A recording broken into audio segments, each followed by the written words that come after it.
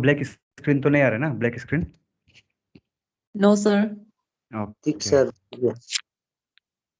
ठीक है सर। तो देखा, ओके। तो डिफरेंट डिफरेंट पार्ट्स होता है, 25 पार्ट्स होता है टोटल। और यहाँ पे सब पार्ट्स को हम लोग जानना जरूरी नहीं है, और जो जो पार्ट जानना जरूरी है वो लोग हम लोग यहाँ पे पढ़ाई करेगा। ओके। तो part 1 is the union and it's territory. देखिए ये जो पार्ट्स बोल के यहाँ पे सिंपली लिखा हुआ है कि पार्ट पार्ट, लेकिन इसको आप लोग कौन सा पार्ट में क्या है, कौन सा पार्ट में क्या है वो जानना जरूरी है। ओके। स्पेशली उसका पार्ट 3 फंडामेंटल राइट्स का बहुत बार सीधा एमसीक्यू में पूछ लेता है, पार्ट 3 इसमें फंडामेंटल राइट है बोलकर। हाँ, तो जैसे शेड्यूल का आप लोग नंबर का साथ, ईच नंबर का साथ क्या है, शेड्यूल में कौन सा वो है जानना था, पार्ट्स का भी वैसे ही है। Okay, parts and article, this are not serial number, this are the article numbers. हाँ, okay, this are the articles number. तो यहाँ पे पार्ट 1 में एक एक आर्टिकल को, ये सब आर्टिकल आप लोगों को याद रखना जरूरी भी नहीं है। ओके, बहुत सरफेस से आता है क्वेश्चन पार्ट 1, लेकिन हम लोग थोड़ा थोड़ा जस्ट जानने के लिए पड़ेगा। तो पार्ट 1 में दिया हुआ है the union and it's territory. Okay, तो उसका जो अभी आर्टिकल 1 जब स्टार्ट होता है, आर्टिकल 1 ये पार्ट 1 जो आर्टिकल 1 से लेकर 4 तक है। तो name and the territory of the union. Okay, तो यहाँ पे बोला गया है कि आर्टिकल 1 में बोला गया है कि जो name and the territory of the union. Okay, तो भारत बोलकर ये जो देश है ना, इंडिया का नाम हिंदुस्तान नहीं है, it's the official name is India and Bharat. Bharat, Bharat बोलकर ये जो आर्टिकल 1 में इंडिया का नाम जो दिया गया है। Okay, Bharat is a union of state, बोला union of state rather than federation of state. देखिए इसको इसको बोला गया है union of state, union of state. इसको इंडिया को फेडरेशन ऑफ द स्टेट कभी नहीं बोलता है। हाँ, फेडरेशन ऑफ द स्टेट, हम थोड़ा शॉर्ट फॉर्म में लिख रहे हैं। हाँ, federation of the state. India को क्या बोलता है बोलने से, हमेशा यूनियन ऑफ द स्टेट बोलता है, फेडरेशन ऑफ द स्टेट नहीं बोलता है।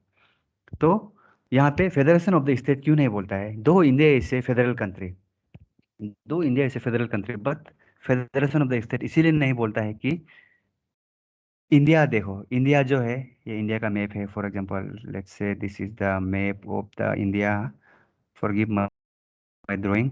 हाँ, जो इंडिया का मैप है जो भी है, तो देखो ये इंडिया है। तो इंडिया जो पहले पहले से ही बन के था, जब जब ये था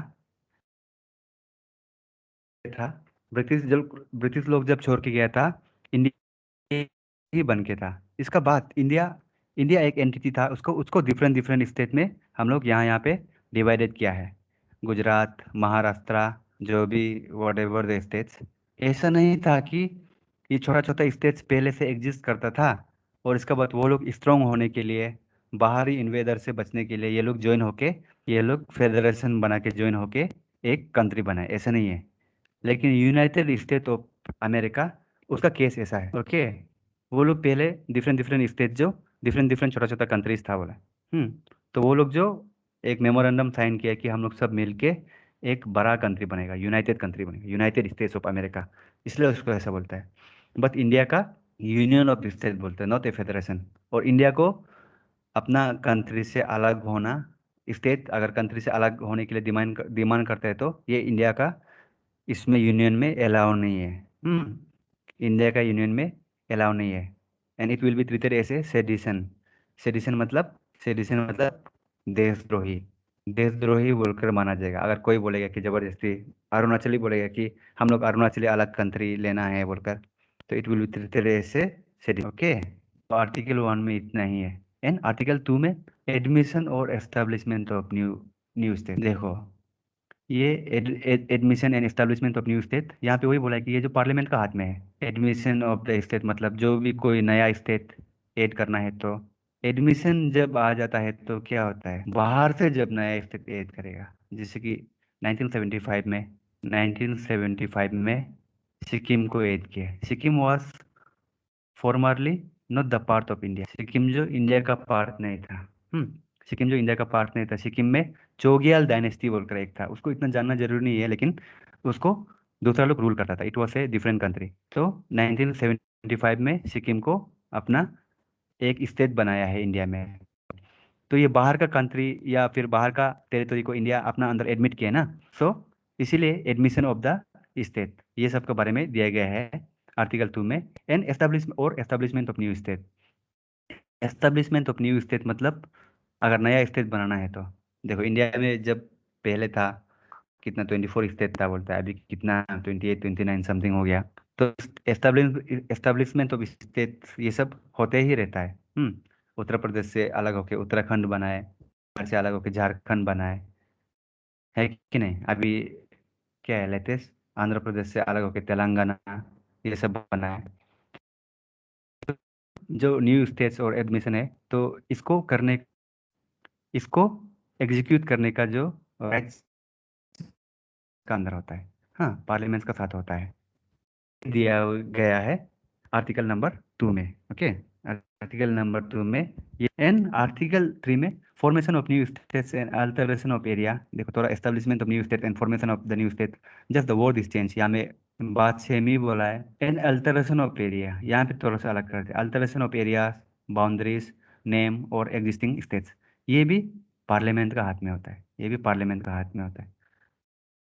पार्लियामेंट चाहो तो देखो कोई भी स्टेट का बाउंड्री वाउंड्री को छोटा बड़ा करना, या फिर दो स्टेट को ज्वाइन करके एक स्टेट बना देना, या एक स्टेट से दो स्टेट बना देना, और या फिर उसका नाम को चेंज कर देना, ये सब सब कुछ पार्लियामेंट का हाथ हाथ में होता है। Okay, parliament is the supreme in making decision in formation of the new states and alteration boundaries, जो भी चीज़ में पार्लियामेंट का हाथ होता है।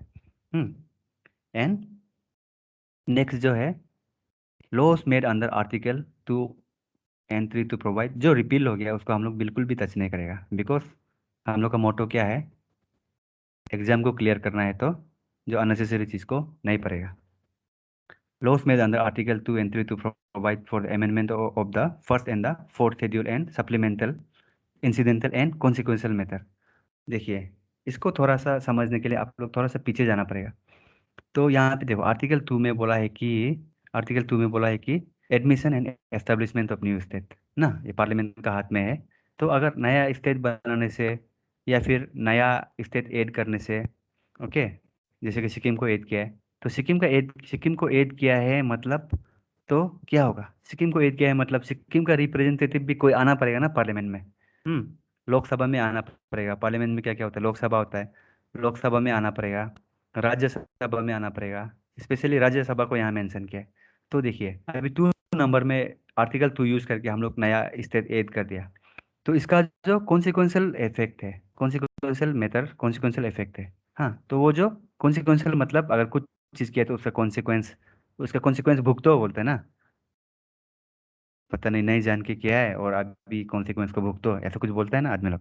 तो ये जो भी यहाँ पे अगर स्टेट ऐड किया है, तो उसका कॉन्सिक्वेंस में क्या होगा, fourth schedule of the Indian constitution, उसमें क्या था, उसमें उसमें क्या था, उसमें था representation of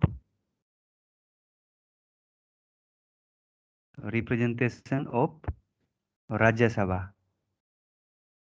from different states ना, representation of state of Rajya Sabha. तो अभी देखो सिक्किम को स्टेट ऐड कर दिया, फॉर एग्जांपल सिक्किम सबसे बड़ा एग्जांपल हम ये लिया है, तो सिक्किम को ऐड कर दिया तो क्या होगा, सिक्किम से भी कोई आना पड़ेगा ना रिप्रेजेंटेशन राज्यसभा में करने के लिए। सिक्किम का राज्यसभा मेंबर नहीं है, ये तो नहीं हो सकता है। तो देखिए इसीलिए ये जो फोर्थ शेड्यूल में ये जो है राज्यसभा, तो सिक्किम अगर में चेंजेस लाए तो फोर्थ शेड्यूल में भी चेंजेस लाना पड़ेगा। ये बात जो बोला है ये आर्टिकल नंबर 4 में। आर्टिकल नंबर 4 में। और जैसे कि आर्टिकल नंबर 4 में ये बोला है कि आर्टिकल 2 का अभी हम लोग क्लियर हो गया, आर्टिकल 2 में चेंजेस लाने से क्या करना पड़ेगा। और आर्टिकल 3 में भी यही बोला है कि देखो 4 नंबर में सिर्फ कॉन्सिक्वेंशियल जो मेथड्स है उसको एग्जीक्यूट करना है, वो सिर्फ बोला है। ओके, एग्जीक्यूट और जो अमेंड करना है बोलकर। और आर्टिकल 3 में क्या है, ये आर्टिकल 4 जो 2 और 3 को रिलेट करके बोल रहे हैं। हाँ, आर्टिकल 3 में to provide for amendment, article 3 में क्या है उसको देखिए, formation of new state and alteration of areas boundaries and name of the existing state. अभी देखिए फॉर एग्जांपल बढ़िया वाला एग्जांपल लेते हैं, हम लोग का Arunachal, suppose suppose God forbid Arunachal को 2 स्टेट में डिवाइड कर दिया। Arunachal is divided into 2 state. तो अभी अरुणाचल का राज्यसभा में कितना तो मेंबर है, रिप्रेजेंटेटिव? 1 मेंबर है, 2 लोकसभा मेंबर है और एक जो राज्यसभा मेंबर है। ओके।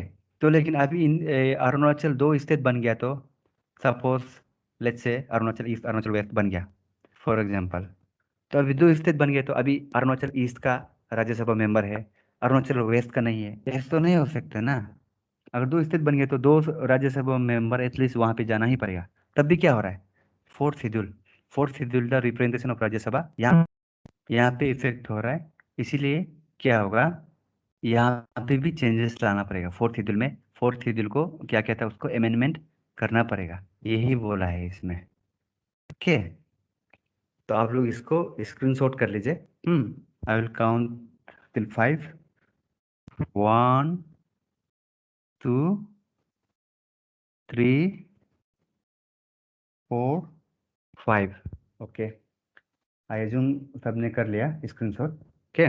और अभी हम लोग नेक्स्ट में जाएगा। नेक्स्ट में देखिए सिटीजनशिप। वेट, यहाँ पे भी दिया हुआ है बट सिटीजनशिप को ऐसा पड़ेगा। देखो सिटीजनशिप जो पार्ट, यहाँ पे नहीं लिखा है, part two part 2 of the Indian constitution में सिटीजनशिप के बारे में दिया गया है, part 2 of the Indian constitution. और ये जो आर्टिकल नंबर, सब आर्टिकल को याद रखने का जरूरी नहीं है। ओके। आर्टिकल नंबर 5 to 11 और it's already written here. Okay. तो unlike any federal country, federal यहाँ पे एल होगा, हाँ, कभी कभी टाइपिंग मिस्टेक हो जाता है। ओके। तो unlike any federal country of the world, Indian constitution provide for a single citizenship. देखो इंडिया में आप जैसे कि बोलेगा हम इंडिया का सिटीजनशिप है और इसका बाद हम क्या बोलते हैं अरुणाचल का भी सिटीजनशिप है, ये वाला सिस्टम जो नहीं चलेगा। Wait just let me check if anyone is getting admitted. हाँ, तो फिर से फुल स्क्रीन कर देगा। तो देखिए अभी आप सिटीजन ऑफ इंडिया है और इसका बाद आप फिर उसका भी सिटीजनशिप है अलग से, असम का अलग से सिटीजन है, अरुणाचल का अलग अलग से सिटीजन है। ये वाला वो फैसिलिटी इंडिया में नहीं है। ओके, ये सिस्टम नहीं है। लेकिन country like federal country like USA में ऐसा होता है। यूएसए में वो लोग यूएसए का सिटीजन होता है और इसका बाद अपना अपना स्टेट का, टेक्सास, कैलिफोर्निया, जो भी वहाँ का भी वो लोग सिटीजन होता है। उनका जो डुअल सिटीजनशिप होता है। ओके। हम लोग का यहाँ पे ऐसा नहीं होता है अभी जो। लेकिन क्या था, जम्मू एंड कश्मीर में जम्मू एंड कश्मीर में थोड़ा डुअल सिटीजनशिप टाइप वो करता था आर्टिकल 370 का अंदर में। वहाँ जम्मू एंड कश्मीर का अलग से सिटीजनशिप भी होना पड़ेगा और इंडिया का अलग से सिटीजनशिप भी होना पड़ेगा, ऐसा कुछ सिस्टम था। बट व्हाट दिस मोदी सरकार have done, they the they remove the article 370 हटा दिया गया है, सबको मालूम होता होगा। अभी Jammu and Kashmir is not a state, it is a 2 union territory बन गया। जे एन के एंड लद्दाख अभी 2 यूनियन टेरिटरी हो गया, ये जो सीधा सेंटर से रूल होगा। ओके। तो ये है सिस्टम इंडिया का जो है, सिंगल, इसको याद रख, सिंगल सिटीजनशिप। और नेक्स्ट पॉइंट में ये दिया गया है कि पार्ट 2 जो अभी हम ऊपर में बता दिया था, आर्टिकल 5 to 11, आर्टिकल कितना से कितना है ये याद रखने बिल्कुल भी जरूरी नहीं है। ये आता भी नहीं, 90% चांस है कि आएगा नहीं, बट इसको याद रखना जरूरी है। ये जो पार्ट 2 में है बोलकर इंडियन सिटीजनशिप के बारे में जो लिखा गया है, it deals with the issue of the citizenship, वही जो आर्टिकल इतना से इतना सिटीजनशिप के बारे में बताता है। ओके। तो देखिए, article 11 authorizes the parliament to deal with the issue of the citizenship by making an appropriate. यहाँ पे भी सिंपली वही बता रहा है कि आर्टिकल 11 जो जितना भी ये सिटीजनशिप इशू है उसका वहाँ पे लॉ बनाता है। तो हम लोग सीधा यहाँ पे आए, इंडिया का सिटीजनशिप को कैसा एक्वायर कर सकता है, how to acquire the citizenship of India. हाँ, how to acquire the citizenship of India. तो इंडिया का सिटीजनशिप को आप लोग जो क्या कर सकता है, 5 वे में एक्वायर कर सकता है। 5 वे में एक्वायर कर सकता है। The first way is by birth. By birth, अगर आप इंडिया में जन्म हुआ है, इंडिया में जन्म हुआ है तो क्या हो गया, इंडिया का सिटीजन हो गया। हाँ, इंडिया में जन्म हुआ है तो इंडिया का सिटीजन हो गया। तो नेक्स्ट में है बाय डिसेंट। बाय डिसेंट मतलब if your parents are Indians, okay, if your parents are Indian, and even though if you are not born in India, then if you apply for the citizenship of India, you will get the citizenship of India. हम्म अगर आपका मामी और पापा दोनों वो है, अभी अलग से एग्जांपल लेगा, जैसे कि अभी हम हो गया, इफ अभी हम हो गया, हम और ये सपोज मेरा वाइफ, हम दोनों वहाँ चला गया, यूएसए चला गया, यूएसए में चला गया कुछ जॉब करने, वहाँ पे 2 इयर्स बैठा है, 2 इयर्स बैठ के इंडिया वापस आएगा आपका प्लान किया है, तो वहाँ पे एक बेबी एक बेबी जन्म हो गया। हाँ, एक बेबी जन्म हो गया, तो हम लोग तो इंडिया वापस आ रहा है, एंड हम दोनों इंडियन है, तो हम दोनों का बच्चा को भी अभी यहाँ पे सिटीजन का रजिस्टर कराएगा, तो ऑटोमेटिकली उसको मना नहीं करेगा, ही और she will be the baby, वो जो इंडियन ही माना जाएगा, citizenship of India, citizen of India, that is by decent. Okay, और बाय रजिस्ट्रेशन, नेक्स्ट जो है bye registration, sorry, bye registration भी आप अप्लाई कर सकते हैं, इंडिया का foreigner, this is for foreigner, हाँ, वो लोग अप्लाई कर सकता है कि इंडिया का सिटीजनशिप लेने, लेकिन कुछ वो होना पड़ता है, कुछ क्राइटेरियाज होता है, जैसे कि सम क्राइटेरियाज आर 7 इयर्स, और कुछ कुछ अलग अलग टाइप का क्राइटेरिया होता है, कुछ लोग मोर देन 7 इयर्स, और अभी जो सिटीजनशिप अमेंडमेंट एक्ट आया था, सीएए जो आया था, उसमें क्या कर दिया, सीएए में 2014 का बाद से, 2014 का बाद से जो भी इंडिया में आया गया है ना, जो भी इंडिया में आया है अदर देन मुस्लिम, लेकिन कौन कौन सा रिलीजन था जो अदर देन मुस्लिम, हिंदू, क्रिश्चियन, सिख, जितना भी था, वो लोग अगर अप्लाई करने से सिटीजनशिप अमेंडमेंट एक्ट का थ्रू वो लोग को सिटीजनशिप मिल जाएगा। ऐसा था ना, जैसे कि देखो पहले 7 इयर्स था, अभी 2014 तो 7 इयर्स से कम है ना। ओके, तो यहाँ पे कभी कभी फ्लेक्सिबिलिटी आता है कुछ कुछ अमेंडमेंट्स की वजह से। तो यहाँ यहाँ में ये सब अमेंडमेंट हुआ था बोलकर, ये सब है। तो नेक्स्ट है बाय नेचुरलाइजेशन। बाय नेचुरलाइजेशन में क्या होता है, after certain amount of time ना, आफ्टर सर्टेन, तो अप्लाई करने से, ओके, सिटीजनशिप के लिए अप्लाई करने से उसको सिटीजन मिलने का बहुत ज़्यादा चांस रहता है, जैसे कि हम लोग का यहाँ पे क्या है, चकमा एंड हाजोंग, चकमा एंड हाजोंग वो होता है, उसका इशू बार बार उठते रहता है। तो हम लोग का अरुणाचल का भी सिर्फ ग्रेवियंस क्या है कि अरुणाचल में सेटल मत कराओ बोलकर, बिकॉज उसका बहुत पॉपुलेशन ज़्यादा है बोलकर, बट सुप्रीम कोर्ट तो उसको ऑलरेडी सिटीजनशिप पहले ही दे चुका है, वो आप लोग भी मालूम मालूम होता होगा। ठीक है, तो वो they are already a citizen of India. Arunachal का केस में यहाँ पे कुछ वो हो रहा है, लेकिन डिफरेंट डिफरेंट पार्ट में ये वो लोग भी सिटीजनशिप बन के बैठा हुआ है, सिटीजन बन के। और ये कौन सा प्रोसेस से हुआ है, बाय नेचुरलाइजेशन, ये लोग कौन सा ज़माना में आया था, जब ये 1971 बांग्लादेश लिबरेशन वार, उस समय या उससे पहले जो भी आया था, तब का आया वाला ये लोग। तो इतना 4 डिकेड्स बैठ गया, अभी तो कितना 5 डिकेड्स ऐसा हो गया क्या, 40-50 इयर्स, तो बाय नेचुरलाइजेशन ये लोग जो सिटीजन यहाँ का बन जाता है। ओके, तो नेक्स्ट में है नंबर 5 में bye incorporation of territory. Bye incorporation of territory, bye incorporation of territory में हम लोग फिर से क्या करेगा, फिर से हम लोग जो क्या करेगा, जैसे कि इंडिया कोई कंट्री में इन्वेट किया है, इंडिया सपोज पाकिस्तान में इन्वेट किया है, इंडिया पाकिस्तान में इन्वेट किया है और पाकिस्तान को कब्जा कर लिया, इंडिया बना लिया फॉर एग्जांपल, तो पाकिस्तान का भी तो कितना समथिंग 300 मिलियन पॉपुलेशन है, तो पाकिस्तान का पूरा पब्लिक को तो किल नहीं कर सकते ना, जेनोसाइड हो जाएगा, वार क्राइम हो जाएगा। तो अगर इंडिया वहाँ में रूल करने मन है बोलने से, by incorporation of territory, India उसको अपना टेरिटोरी बना लिया बोलने से, तो automatically the people of the Pakistan will become the citizen of India. हम फिर से इसमें सिक्किम का एग्जांपल लेगा, इसमें सिक्किम का एग्जांपल हम पहले ही लेगा सोचा था, बट क्लियर करने के लिए आप लोग को बोले, जब सिक्किम एनेक्स हुआ था इंडिया में, सिक्किम इंडिया में जब ज्वाइन हुआ था, ज्वाइन होने के बाद क्या हुआ है, जितना भी सिक्किम का आदमी इंडिया का सिटीजन बन गया ना, सिक्किम एरिया को लेके वहाँ का सिक्किम का आदमी को सब किल कर देगा, ये तो पॉसिबल नहीं है। वो हिटलर ही वो ऐसा कर सकता था। ओके, तो ये है, ये वैसे आप जो सिटीजनशिप ले सकता है।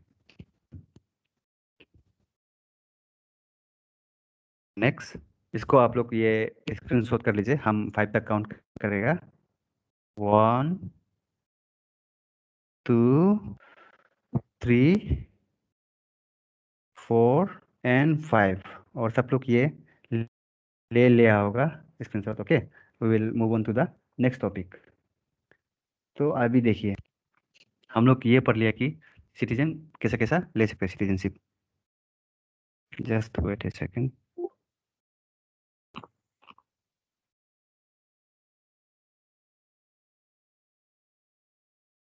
ओके, तो सिटीजनशिप कैसा कैसा लेना है बोलकर पढ़ लिया। अभी हम लोग how to lose Indian citizenship. How to lose Indian citizenship मतलब इंडिया का सिटीजनशिप कैसे कैसे करके आप खो सकता है। हाँ, तो फर्स्ट है बाय रिनाउंसिएशन। बाय रिनाउंसिएशन, अगर आप कुछ चीज़ को रिनाउंस कर देता है मीन्स क्या, आप if you are renouncing something then you are voluntarily doing it. हाँ, अगर आप इंडिया का सिटीजनशिप को भी वैसे ही, हम अभी इंडिया का सिटीजन नहीं रहेगा, ओके, हम अभी इंडिया का सिटीजन नहीं रहेगा तो आप वॉलेंटरली आप गिव अप कर दिया, तब वो वे में भी कर सकता है। तब आप इंडिया का सिटीजन नहीं बनेगा, बोल के अप्लाई करेगा तो ठीक है, आप नहीं बनेगा, जो भी भाई जो भी रीजन है। ओके, तो एक जो ये वाला वो है, और नेक्स्ट जो है by termination. By termination, by termination में क्या होता है देखिए, बाय टर्मिनेशन में ये होता है कि जब इंडिया का कोई सिटीजन है, जब इंडिया का कोई सिटीजन है, देखो रिनाउंसिएशन में इसको एक वर्ड लिख लेगा, वॉलेंटरीली, हम अभी इंडिया का सिटीजन नहीं बनेगा बोलकर वो कर देने से, प्रोसीजर को अप्लाई कर देने से। ओके, और बाय टर्मिनेशन, बाय टर्मिनेशन में मेनली ऐसा होता है बोला है कि according to the Laxmikanth book. हाँ, according to the Laxmikanth book, क्योंकि कभी कभी सोर्सेस में, जिससे उस दिन एक डिफ्रेंसिएशन आ गया था, मतलब डिफरेंस आ गया था सोर्सेस में। ओके, उस टाइप का कभी कभी आ जाता है, तो इसमें ऐसा बोला है कि अगर आप कोई इंडियन सिटीजन कोई दूसरा कंट्री का सिटीजनशिप लेता है, अगर कोई इंडियन सिटीजन कोई दूसरा कंट्री का सिटीजनशिप लेता है, तो उसमें ऑटोमेटिकली ऑटोमेटिकली जो वो जो इंडिया का सिटीजनशिप जो टर्मिनेट हो जाएगा। तो उसको बोला गया है बाय टर्मिनेशन। ओके, उसको बोला गया है बाय टर्मिनेशन। तो नेक्स्ट में है बाय डेप्रिवेशन। डेप्रिवेशन मतलब डिप्राइव कर देना मतलब छीन लेना। तो इंडिया का सिटीजनशिप कैसा छीन सकता है कोई सिटीजन से, इसका, जब आप यहाँ में जब दूसरा कंट्री का सिटीजनशिप, यहाँ पे टेक्स द सिटीजनशिप ऑफ, किसका माइक से आवाज आ रहा है, ये citizenship of other country, other country.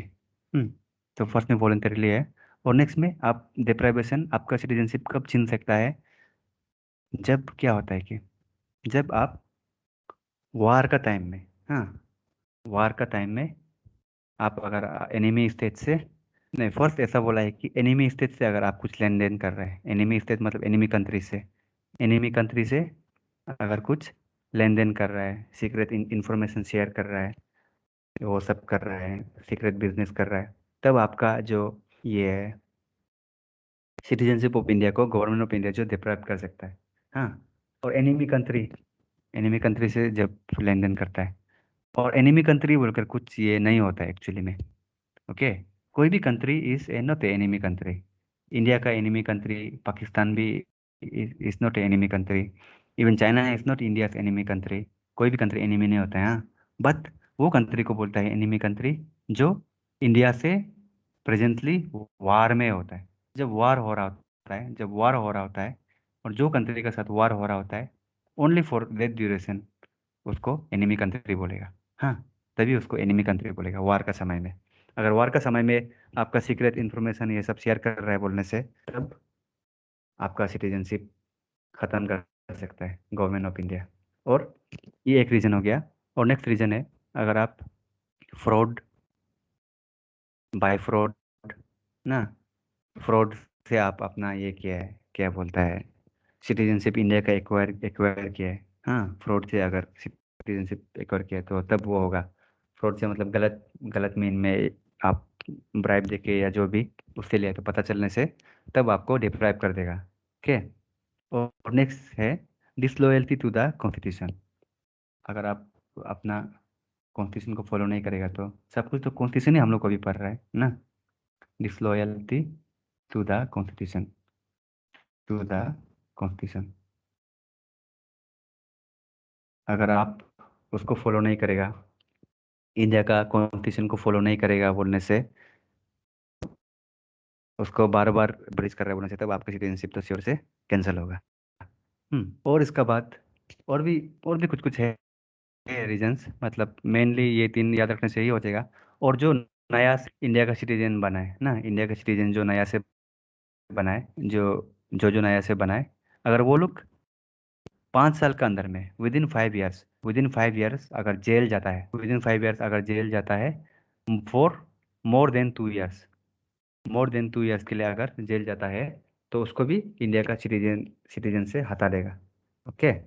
तो ये वैसे आप इंडिया का सिटीजनशिप लूज कर सकता है। अभी आप जान गया इंडिया का सिटीजनशिप भी कैसे मिल सकता है, और इंडिया का सिटीजनशिप भी कैसा लूज कर सकता है। ओके। तो सिटीजनशिप में इतना ही है, सिटीजनशिप में। तो ये जो यहाँ पे कुछ टर्म्स दिया गया है, डायस्पोरा,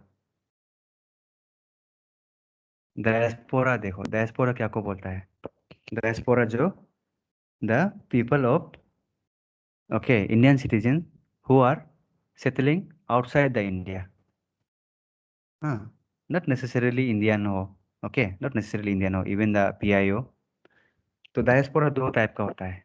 डायस्पोरा देखो, जो इंडियन है ना, जो इंडियन आदमी जो बाहर सेटल है उसको बोलता है डायस्पोरा, इंडियन डायस्पोरा।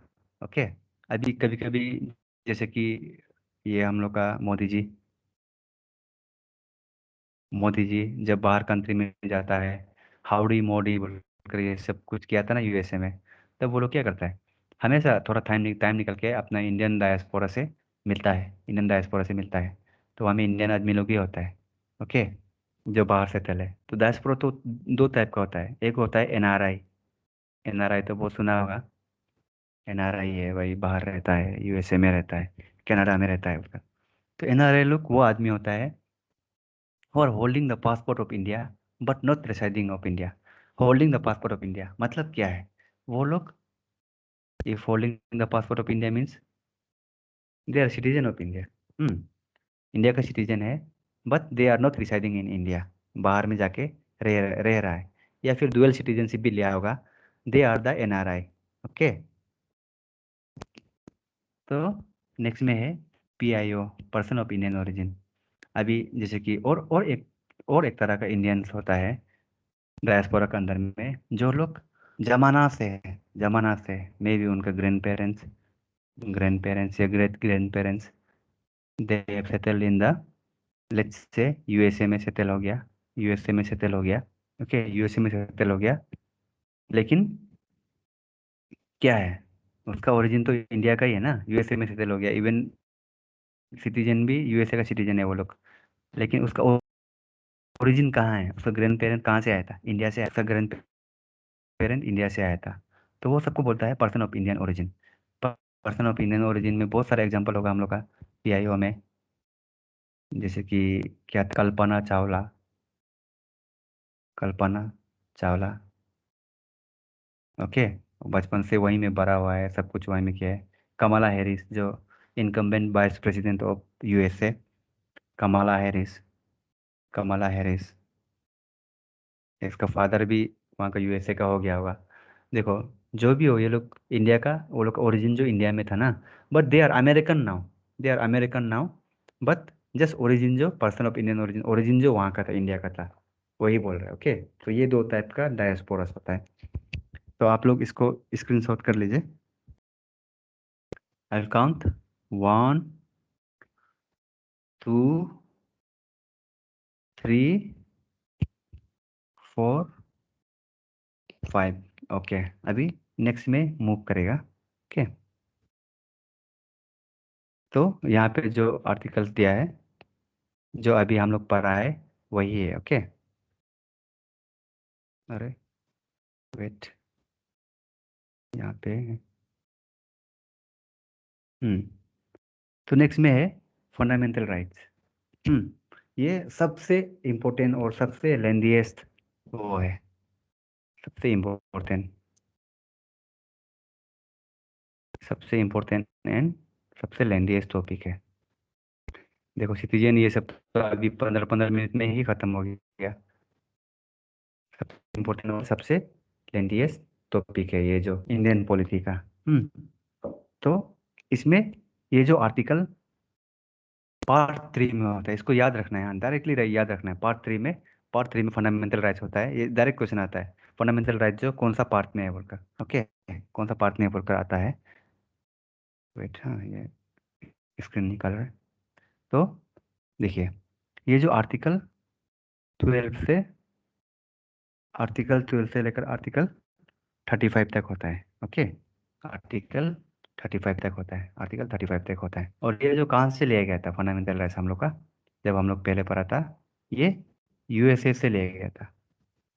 यूएसए से लिया गया था इसका सोर्सेस ऑफ इंडियन कॉन्स्टिट्यूशन में। और यूएसए में fundamental rights, bill of rights. हाँ, जस्ट सोर्सेस को आप लोग को वापस रिमाइंड किया है, ये यहाँ पे क्या क्या होता है बोलकर। तो देखिए, यहाँ पे 12 बारे में ऑलमोस्ट कभी पूछता ही नहीं, कभी कभी पूछ लेता है।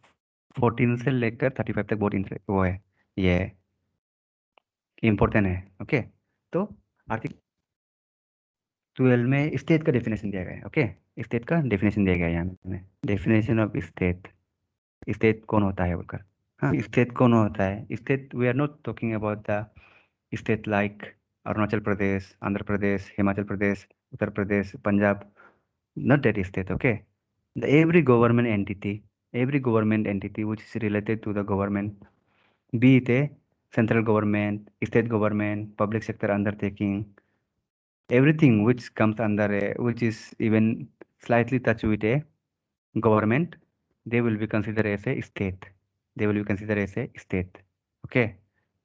जब भी आप ये होता है कि अगर आप कोई ये डिपार्टमेंट का कोई डिपार्टमेंट का, चलो छोटा सा डिपार्टमेंट ही मान लेगा अभी कोई, क्या डिपार्टमेंट बोलेगा, चलो एपीसीएस का अगर आप एपीसीएस का चेयरमैन को अच्छे से हैंडल नहीं करते बोलते, अगर आप उसको केस करने जाएगा, तो सपोज अभी फॉर एग्जांपल एपीसीएस का चेयरमैन नाबम निपोसार वो है। तो अभी उसको जब आप उसको केस करेगा, even though he is a chairman, आप उसको नाबम निपोसार को हम केस कर रहे हैं बोलकर आप ऐसा नहीं बोल सकते। ओके, और आप जो एपीसीएस को केस कर रहे हो कर कैसा केस कर सकता है इफ कोर्ट में वो अगर उसको खींच के लाने से बहुत कोर्ट का चक्कर भी खाता है ना ये, इवन अब हम लोग का एपीसीएस भी। तो इसका बाद जब फिर ये कमीशन ये सब आता है, तो स्टेट का पार्ट आता है, तो एनी टाइम्स क्या होता है, पूरा स्टेट गवर्नमेंट इन्वॉल्व हो जाता है, क्योंकि स्टेट गवर्नमेंट का रिसोर्स जो इसको चलाने में, रनिंग करने में लगता है। तो जो भी सपोज कोई केस कर रहा है, इफ समवन इज कोई केस XYZ, तो वो जो क्या होता है कि वर्सेस ये ये नाम नहीं होगा, वर्सेस नावम निपो बोलकर नहीं होगा, वर्सेस क्या होगा, state of Arunachal Pradesh, state of Arunachal Pradesh.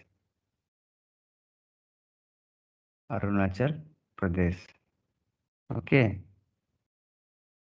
First में वो लोग ऐसा भी ले सकते हैं वर्सेस एपीसीएस कमीशन बोलकर, लेकिन जब केस गोस प्रोलॉन्गली तब ये लोग ये नाम यूज करते हैं, state of Arunachal Pradesh. Every entity which is touching the government are consider as state. अगर आप कोई पुलिस पर्सनल को केस कर रहा है, तो आप वो आदमी को केस नहीं कर रहा होगा, आप पुलिस डिपार्टमेंट को केस कर रहा होगा। अगर आप पुलिस डिपार्टमेंट को केस कर, गवर्नमेंट को केस कर रहा है।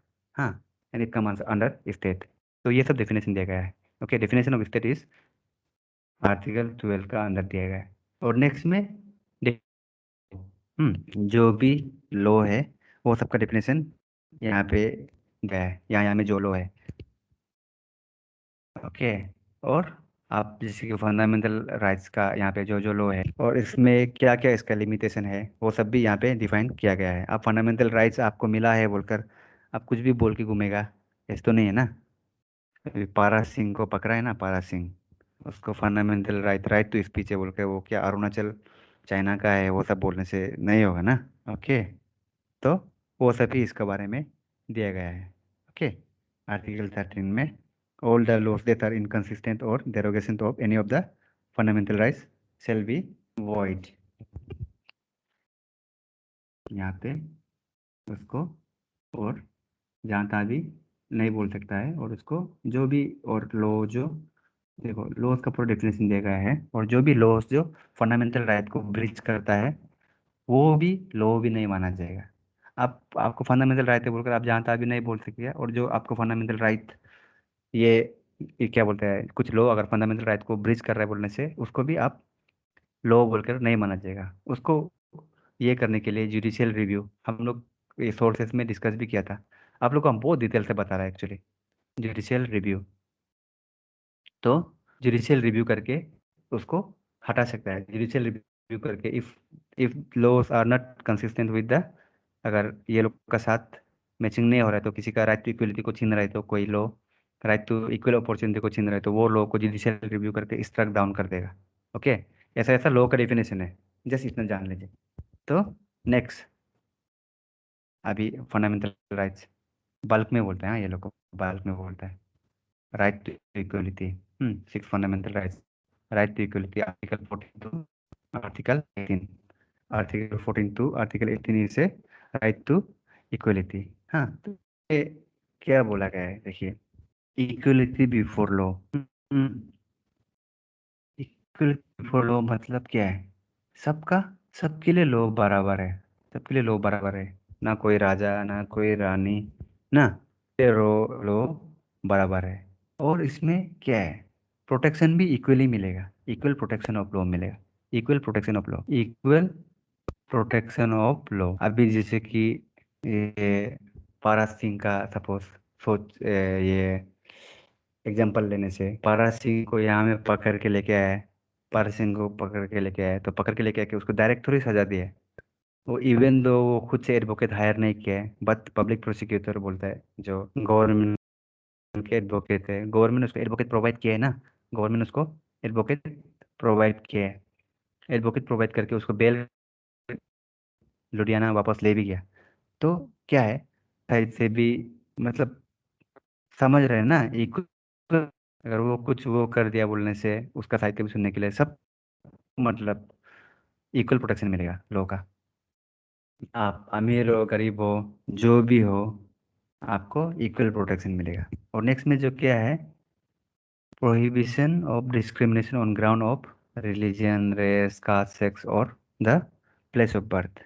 यहाँ पे देखिए, यहाँ पे जो क्या बोला गया है, आपको कोई भी जगह में ये डिस्क्रिमिनेशन नहीं कर सकता है। और ग्राउंड जो एक्सप्लिसिटली मेंशन है, ग्राउंड जो एक्सप्लिसिटली मेंशन है, किस एक्सप्लिसिटली मेंशन है देखो, अगर रुकिए इसको थोड़ा एक्सप्लेनेशन दे लेगा। अगर आप कोई सपोज, हम लोग यहाँ का लोकल एग्जांपल ही ले लेगा, आप सपोज अभी विशाल मार्ग में जा रहा है, इटानगर का विशाल में जा रहा है, तो आपको बोलेगा कि नहीं आप ये ट्राइब का नहीं है, आपको एंटर करने नहीं देगा। ओके, या फिर आप नॉन ट्राइबल आप एंटर करने नहीं देगा, या फिर आप क्रिश्चियन है आपको एंटर करने नहीं देगा। ओके, या फिर आप लड़की आपको एंटर करने नहीं देगा। तो ये तो एकदम डिस्क्रिमिनेट हो गया ना। तो कोई भी डिस्क्रिमिनेशन यहाँ पे अप्लाई नहीं होगा। अगर विशाल मार्ट खुला हुआ है तो पब्लिक वो प्लेस है, तो क्या होगा, आप कोई भी रिलीजन का हो वहाँ पे जा सकता है, कोई भी हो जा सकता है, कोई भी कास्ट का हो जा सकता है, कोई भी सेक्स का हो जा सकता है। और आप कहीं भी जन्म हुआ हो, आप या जीरो में जन्म हुआ हो या ईटानगर में जन्म हुआ हो या सेपा में जन्म हुआ हो या तवांग में जन्म हुआ हो, आप विशाल मार्ट में जा सकते हैं। ओके, तो वो डिस्क्रिमिनेशन नहीं होगा। अगर विशाल मार्ट ऐसा करता है तो क्या होगा, उसको ऊपर कोर्ट केस कर सकता है। हम्म, तो यही है prohibition of discrimination on ground. आप लोग वो सिंपल लैंग्वेज में साउथ इंडिया में हुआ था कुछ सबरीमाला टेम्पल केस बोलकर। उसमें जो लड़की लोग को एंटर करने नहीं देगा बोलकर ऐसा कुछ केस आया था। लड़की लोग का जब वो होता है, वो लोग का मेंस्ट्रुअल साइकिल होता है, तो उसको जो इम्प्योर है बोलकर वो टेम्पल का कुछ मतलब लॉस या क्या बोलेगा बिलीवर्स, वो लोग ऐसा मानता था। बट सुप्रीम कोर्ट ने इसको ये कर दिया, वो सब चीज़ को हटाने के लिए बोल दिया। ओके।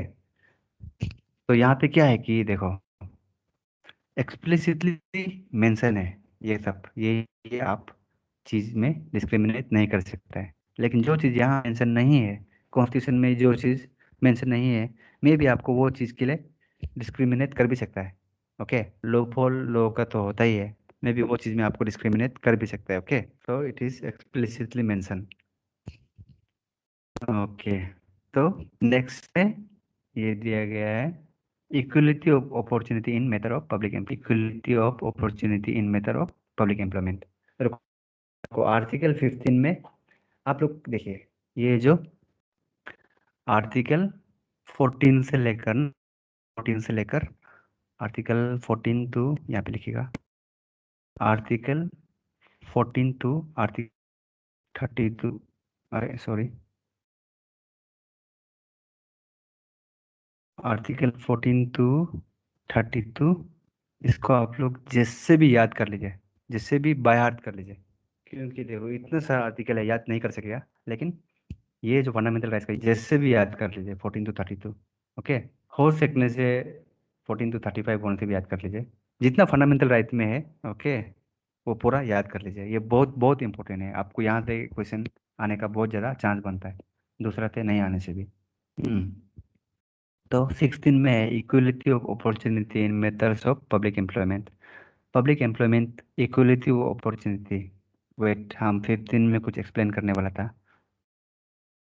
15 में देखो, डिस्क्रिमिनेशन ऑन ग्राउंड ये नहीं कर सकता है बोला है, बट यहाँ पे भी कुछ सब क्लोज है जो आर्टिकल 15 का अंदर में, उसमें आप पॉजिटिव डिस्क्रिमिनेशन कर सकता है। Positive discrimination, positive discrimination, positive discrimination कर सकता है। पॉजिटिव डिस्क्रिमिनेशन का सबसे बड़ा एग्जांपल है, क्या बोलेगा, आप जब बहुत लोग दिल्ली भी गया होगा, बहुत लोग में भी नहीं भी गया होगा, लेकिन वहाँ पे जैसे कि मेट्रो ट्रेन ये सब है, तो वहाँ पे क्या होता है, वुमेन के लिए सिर्फ बोलकर वुमेन वाला सिर्फ बोगी भी होता है ना, वुमेन वाला। तो ये क्या है, वो जो सेक्स में क्या बोलता है, सेक्स का बेसिस में डिफ्रेंशिएट कर रहा है ना, डिस्क्रिमिनेशन कर रहा है। But this is a positive discrimination, so that the women are protected and क्या बोलेगा, वुमेन एम्पावरमेंट के लिए भी आप पॉजिटिव डिस्क्रिमिनेशन कर सकता है। तो पॉजिटिव डिस्क्रिमिनेशन कर सकता है, लेकिन नेगेटिव डिस्क्रिमिनेशन कभी भी नहीं कर सकता है। ओके, तो नेक्स्ट 16 में equality of opportunity in method of public employment. देखो, यहाँ पे भी वही बोला है, आप कोई भी ग्राउंड में, ये सब ग्राउंड में यहाँ लिखा हुआ तो नहीं है। आप आप जैसे कि अभी ये आप ये हो गया, नॉन ट्राइबल हो गया, आप एपीसीएस एग्जाम नहीं दे सकता है। इवन दो यहाँ पे non tribal people does not appear for APCS exam, मतलब many of the non tribal people few still appears. तो आप नहीं बोल सकते कि आप नॉन ट्राइबल एपीसीएस एग्जाम नहीं दे सकते, लोग भी जनरल कैटेगरी दे सकते। ओके, तो वो भी आप लड़की है तो नहीं दे सकते हैं, वो भी नहीं नहीं बोल सकिएगा। आप जो अभी जीरो में जन्म हुआ है तो आप एपीसीएस नहीं दे सकेगा, वो भी नहीं बोल सकेगा, क्योंकि जो पब्लिक एम्प्लॉयमेंट है, वो जो क्या होगा, वो जो एकदम मेरिट के हिसाब में चलेगा। Equal opportunity, equality of opportunity, equal opportunity तभी होगा, ओनली एंड ओनली तभी होगा जब वी विल फॉलो है मेरिटोक्रेसी। ये कल बताया था लगा है, मेरिटोक्रेसी। मेरिटोक्रेसी में क्या होता है, जो अच्छा करेगा अपना दम पे, वही आगे बढ़ेगा, अपना मेरिट का दम पे आगे बढ़ेगा। पहले जमाने में क्या होता है, एरिस्टोक्रेसी ये सब, तो अभी प्रिंस ही किंग बनेगा ऐसा टाइप का था ना, चाहे वो कितना भी इनकेपेबल कुछ हो, उस टाइप का कुछ था। बट अभी का ज़माना में ऐसा नहीं है। इंडियन कॉन्स्टिट्यूशन बहुत अच्छा है इन मेथड ऑफ पब्लिक एम्प्लॉयमेंट। ये जो पब्लिक एम्प्लॉयमेंट जो स्पेशली स्पेशली मेंशन किया गया है, आप जो प्राइवेट एम्प्लॉयमेंट में नहीं बोल सकता है। Equality of opportunity private employment में क्यों नहीं बोल सकता है, अगर आपको कोई गवर्नमेंट, अगर आपको आपको कोई अगर गवर्नमेंट जॉब में ये आप जब एलिजिबल था आपको नौकरी नहीं देके, आप एलिजिबल था आपको नौकरी नहीं देके दूसरा को दे दिया, ऑफिसर जो उस बहन को दे दिया, फॉर एग्जांपल उसका बहन को दे दिया, तो अब जाके कोर्ट में केस कर सकता है। लेकिन अभी जैसे कि कोई प्राइवेट कंपनी हो गया, प्राइवेट कंपनी हो गया, लेट्स से ये कोई भी प्राइवेट कंपनी, सपोज मेरा कंपनी हो गया, तो हम आप जो बहुत एलिजिबल था, बहुत हाईली क्वालिफाइड था, लेकिन हम जो अभी आपको नहीं देके, हम जो मेरा मतलब क्या बोलेगा, मेरा रिलेटिव को दे दिया वो जॉब, जो आपको हम रिजेक्ट करके, even though you are highly qualified, हम मेरा रिलेटिव को दे दिया वो एक पोस्ट का, सपोज एक कुछ सेक्रेटरी का पोस्ट चाहिए था, तो मेरा रिलेटिव को दे दिया, तो उसके लिए आप हम कोर्ट में नहीं ले जा सकते हैं, कोर्ट में कंप्लेन नहीं कर सकते हैं, कंप्लेन करने से भी कर सकते हैं, बट अब हारेगा कोर्ट में, क्योंकि ये जो प्राइवेट, मेरा प्राइवेट प्रॉपर्टी है, that company is built by me and it is my private property and I can do what ever, उससे कुछ भी कर सकता है। अभी जैसे कि रिलायंस हो गया, रिलायंस जो प्राइवेट कंपनी है ना, रिलायंस, रिलायंस का फाउंडर कौन था? धीरू भाई अंबानी, धीरू भाई अंबानी। अभी उसका चेयरमैन कौन है? चेयरमैन उसका मुकेश अंबानी। और पहले एक अनिल अंबानी भी था जिसका पास बहुत पैसा था, मुकेश अंबानी। तो ये क्या है, धीरू भाई अंबानी का बेटा है, धीरू भाई अंबानी का। तो धीरू भाई अंबानी का पास जो भी एम्प्लॉय था, कोई जितना कैपेबल होने से भी, मुकेश अंबानी से बहुत ज़्यादा जानकार वाला, नॉलेज वाला होने से भी, वो उसको नहीं देगा, वो अपना बेटा को ही देगा, क्योंकि वो प्राइवेट कंपनी है, वो खुद बिल्ड किया है भाई। तो वो अपना बच्चा लोग के लिए बिल्ड किया है ना, वो अपना बच्चा लोग के लिए बिल्ड किया है। तो इसके लिए आप जाके केस, कोर्ट में जाके केस करने से भी कुछ होने वाला नहीं। इसलिए यहाँ पे only and only equal of opportunity in matter of public employment. Okay. तो नेक्स्ट, एवोल्यूशन ऑफ अनटचेबिलिटी। पहले जमाना में अनटचेबल्स बोल के होता था, बोला है, जिसको टच करने से क्या होता था, इम्प्योर, टच करने से इम्प्योर हो जाता था बोलकर। और वो चीज़ को हटा दिया, एवोल्यूशन ऑफ अनटचेबिलिटी बोलने से। अभी वो चीज़ को प्रैक्टिस करना, नॉट ओनली प्रैक्टिस करना, अगर आप उसको मुंह से भी बोलता है, वर्बली भी अगर आप बोलता है, वर्बली मतलब मुंह से बोलता है, अगर आप कहीं में लिखता भी है, फेसबुक या सब में भी, फॉर एग्जांपल कहीं लिखता भी है, या फिर कहीं डायरेक्टली इनडायरेक्टली, वैसे अगर आप, if you are practising untouchability, then you can be book under the law. आपको कोर्ट में खींच के ले जा सकता है, क्यों ऐसा आदमी को अनटचेबल जैसा ट्रीट कर रहा है उनका। ओके। तो ये आर्टिकल 17 का अंदर में है। ये ईच एंड एवरी आर्टिकल आप लोग को याद होना है। Okay. Next, evolution of title. इसको भी थोड़ा सा वो डिस्कस किया था, लगा हम लोग, evolution of title. Evolution of title में क्या, शायद आप लोगों के साथ डिस्कस नहीं भी किया होगा, हाँ, हम जो कभी कभी अलग बेचेस भी क्या क्या पढ़ा रहे, तो मिक्सअप हो रहा होगा। तो एवोल्यूशन ऑफ टाइटल्स में पहले ज़माना में क्या होता था कि हम लोग का Rabindranath Tagore, for example, just taking example, Rabindranath Tagore, उसको क्या था, ब्रिटिश गवर्नमेंट ने सम्मानित किया था। सम्मानित को इंग्लिश में क्या बोलता है? Sometimes I forget the particular word for particular things. तो उसको क्या था, कुछ लाइक प्राइज जैसा दिया था उसको, नाइटहुड दिया था, नाइटहुड। तो उसको सर, सर बोलना पड़ता था, जिसको भी नाइटहुड मिलता है। हम लोग यहाँ पे सर जहाँ तहाँ यूज़ कर देता है, but sir is a very respectable word in वो जो इंग्लैंड में, हाँ, इंग्लैंड में, ब्रिटेन में। तो उसको ये जो क्वीन ना, क्वीन ऑफ इंग्लैंड वही दे सकता है। तब ये जो रविंद्रनाथ टैगोर जो उसको सर बन गया था, वो जो नाइटहुड, क्योंकि वो उसका लिटरेचर में कंट्रीब्यूशन की वजह से। इंडिया भी तो पहले इंग्लैंड का ही पार्ट था ना, India was the territory of England. तो इसका वजह से उसको एक्स्ट्रा रिस्पेक्ट देना पड़ता था, ये सब वर्ड उसका नाम का आगे जुड़ जाने से। और कोई कोई लोग को महाराजा, खुद को महाराजा बोल लेता था, महाराजा। ओके। और कोई कोई को दूसरा लोग, इफ कुछ ग्रेट काम किया है बोलने से क्या बोलेगा, जैसे कि राय बहादुर, बहादुर मीन्स ब्रेव को बोलते हैं ना। तो ये सब टाइटल जो आप किसी आदमी को ऊपर नहीं दे सकते, because all this titles also intimidate the people, intimidate the people. अभी भी आप सोच के देखो, अभी कोई आदमी लोग डॉक्टर बोलता है, तब उसको बहुत बहुत जानता हुआ लगता है, पीएचडी वाला डॉक्टर या जो भी डॉक्टर, फिजिशियन। और कोई जैसे कि एडवोकेट बोलता है, एडवोकेट बोलने से उससे आदमी लोग कैसे पंगा लेने मन नहीं होता है। तो ऑल दिस टाइटल्स इंटिमिडेट करता है आदमी को। जब आप पुलिस आईपीएस बोलता है, ये मतलब ये सबको ऐसा टाइटल, स्पेशली ये सब टाइटल जो यूज करने नहीं देगा बोलकर बोला है, और इसका वजह से कुछ भी बेनिफिट भी यूज करने नहीं देगा बोलकर। लेकिन यहाँ पे जो जैसे कि एकेडमिक एकेडमिक टाइटल और ये मिलिट्री टाइटल उसको अभी तक अलाउ किया है, जो इंडियन गवर्नमेंट, जो हम लोग का कॉन्स्टिट्यूशन जो अभी तक अलाउ किया गया है, लेकिन उसको भी आप जहाँ तक मिसयूज नहीं कर सकते। आप एडवोकेट है बोलकर आदमी को एक्सटॉर्शन करके नहीं घूम सकता है। एडवोकेट लोग जैसे कि वो लोग के पास सारा लॉ वो लोग ही तो जानता है। If they want to extort they can extort the people ना। और बहुत एडवोकेट करता भी है एक्सटॉर्शन। तो ये एक्चुअली गलत है। ओके, आप एडवोकेट यूज कर सकते हैं लेकिन आप एक्सटॉर्शन नहीं कर सकता है। आप डॉक्टर यूज कर सकते हैं लेकिन आप धमका के नहीं घूम सकते कि कभी दिन बीमार हो से तुम मेरे पास आके देखो, हाँ बोलकर। मतलब कुछ झगड़ा झगड़ा में ऐसा बात वो सब नहीं निकल सकता है। ओके, तो ये है 18 एवोल्यूशन ऑफ टाइटल। ओके, इसको आप लोग एक बार स्क्रीनशॉट कर लीजिए। चलो, 1 2 3 4 5। तो स्क्रीनशॉट कर लिया बोलकर हम मानेगा। ओके, तो ऑलरेडी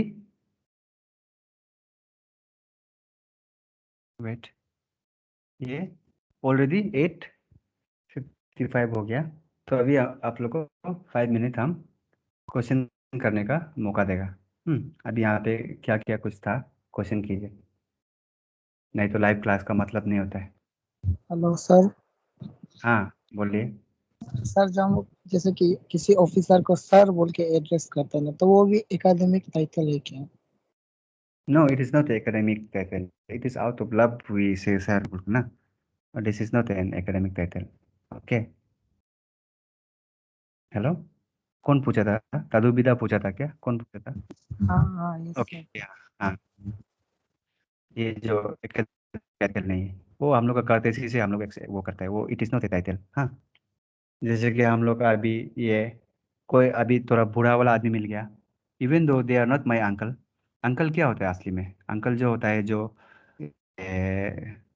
पिताजी का भाई भैया ना, या मदर का ब्रदर्स, वो लोग को अंकल बोलता है असली में बोलने से। लेकिन हम लोग अभी कोई दुकान वाला को भी अंकल बोल लेता है, तो वो मतलब out of respect, out of love उससे निकलता है। ये कुछ टाइटल नहीं है। सर भी हम लोग का इंडिया में टाइटल नहीं है। हाँ, और एनी अदर क्वेश्चन?